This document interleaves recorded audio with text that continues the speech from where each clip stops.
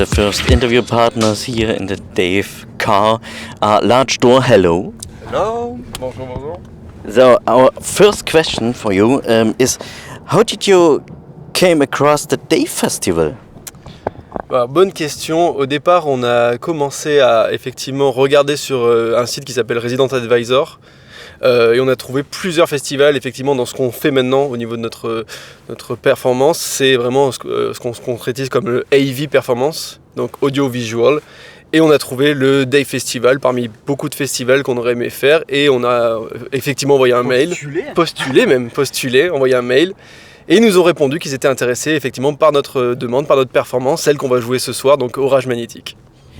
Okay, the next question is, what did you want to tell us with the band name?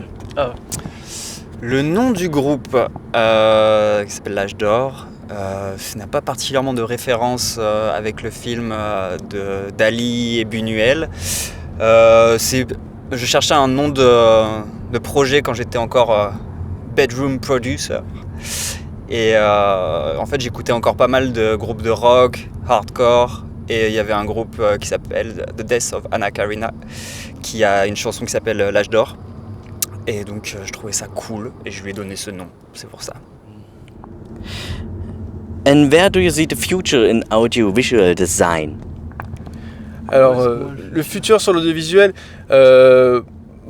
on espère de plus en plus, c'est ce qu'on fait. On commence à tourner de plus en plus pour l'instant, on va dire en Europe, en Allemagne, en Pologne, en République tchèque. C'est vraiment des pays qui ont vraiment une source et une scène d'exploration de ce qu'on fait maintenant du AV qui est très très marqué. Contrairement au départ un petit peu plus à la France, et de plus en plus on en retrouve en France, c'est ce qui nous intéresse. On espère vraiment que ça va se développer aussi un peu plus en France, comme ça l'est dans une partie de l'Europe.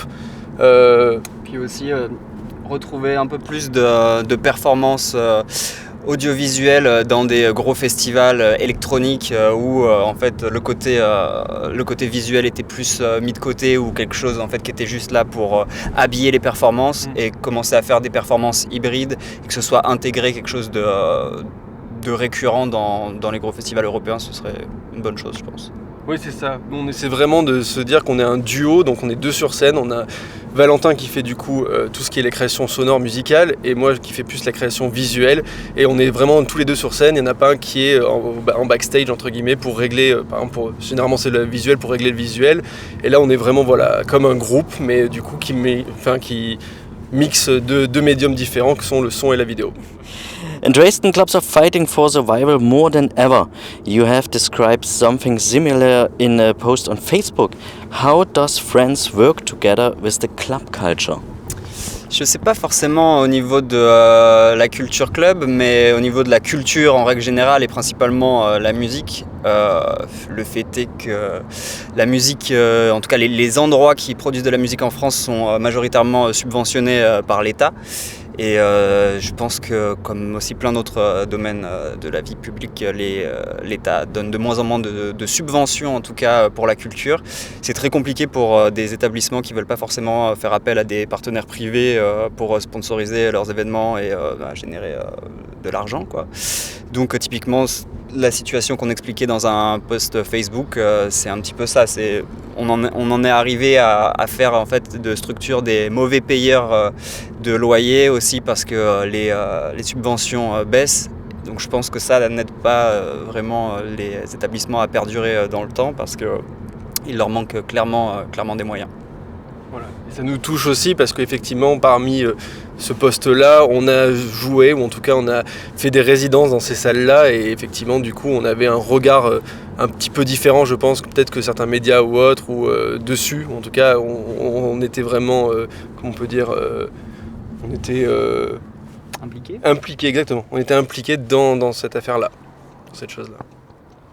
When I hear Friends, I immediately think of the term French house. But what else is there to discover musically in electronic music? Is there a drum and bass scene, for example? Ouais, il y a une scène drum and bass, il y a une grosse scène techno. En fait, je pense que French House ou French Touch, c'est déjà un nom en fait qui a dépassé juste le simple style house de l'époque de Daft Punk et de tous ces artistes des années 90. Bien sûr, c'est mondialement connu, mais la scène électronique française est beaucoup plus riche que ce simple style. Et surtout, actuellement, je pense qu'en Europe, on fait partie des pays où il y a le plus de producteurs émergents, que ce soit en techno, même dans des musiques un peu plus expérimentales comme nous on fait. Il y a des super producteurs Electronica, IDM, Ambient. Et puis il y a toujours eu aussi des scènes bass music, drum and bass, même trance.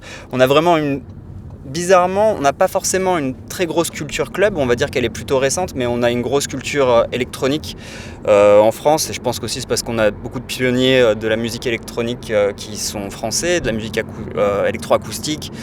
Donc on a vraiment cette culture-là, et je pense qu'il y a des producteurs dans tous les styles. Après nous, on n'est pas non plus des clubbers, on va pas tout le temps en soirée, mais je pense qu'on suit quand même beaucoup l'actualité musicale, et à mon avis, il y en a vraiment pour tous les styles en France, et tout est représenté, je pense. Okay, so thank you and have a nice gig today. Thank you, Dankeschön. Merci beaucoup, Dankeschön. Merci.